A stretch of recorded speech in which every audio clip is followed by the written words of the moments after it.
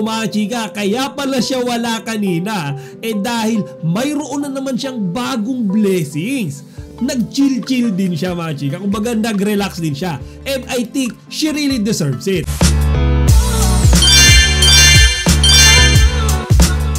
Magandang araw mga kachika, Rigel po ulit, ang yung Chika Patrol. Bago tayo magsimula mga kachika, inaanyahan ko muna kayong mag-subscribe dito sa ating bunting channel para palagi kayong updated sa mga latest at nagtitrending ng mga showbiz balita. Marahil marami sa inyo mga kachika ang nagtataka kung bakit nga ba wala sa episode ngayong araw ng It's Showtime ang ating chinita princess na si Kim Chiu. So maski ako mga kachika, kumbaga hinahanap ko yung rason kung bakit nga ba absent siya kanina. Pero ilang oras pa lang ang nakakalipas mga kachika, ay nag-update na si Kimi sa wakas sa kanyang Instagram account. So mga kachika, kaya pala siya wala kanina dahil mayroon na naman siyang bagong blessings.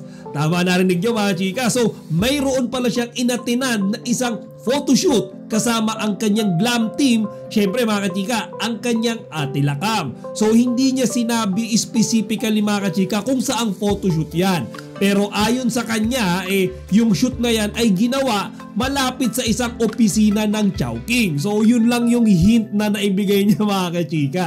Pero kung titignan naman natin overall, new blessing ito. So kaya naman ganun ka-importante ito para sa ating Kimi kasi talagang nag-absent siya sa It's Showtime mga kachika para lang maatinan ito.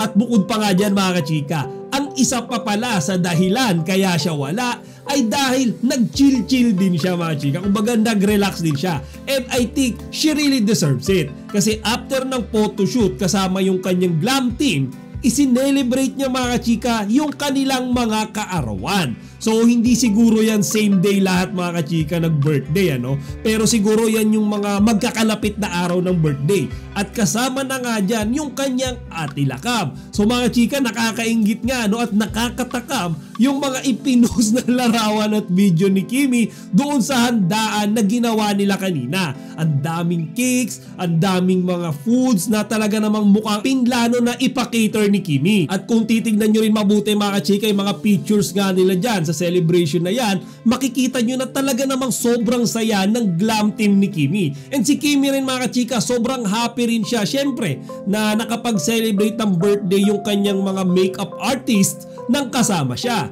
And mga kachika, sa totoo lang nabibilib din ako kay Kimi. Kasi dito sa ginawa niyang ito, makikita natin na marunong siya mag-appreciate doon sa kanyang team. Marunong siyang magbalik ng good deeds doon sa mga taong tumutulong at talaga namang sumusuporta sa kanya. Kaya narating niya yung tagumpay na tinatamasa niya ngayon. So mga chika, wala akong bakas ni Paolo Abilino na na-pick up dyan sa mga videos and pictures na yan. Pero alam naman nating lahat na etong si Paolo mga chika, medyo sneaky siya medyo masikreto siya. So hindi natin sigurado kung baka after nung party na yan, nung hiwa-hiwalay na sila mga kachika, si Paolo Abilino ulit yung posibleng sumundo kay Kimi mga kachika at naghatid sa kanya pauwi sa bahay nito. Sa ngayon mga kachika, ang inaabangan ko yung mga lalabas na workout video nila this coming weekend. Kasi posible yan, malaki yung chance na bukas magja-jogging ulit sila or magbabike.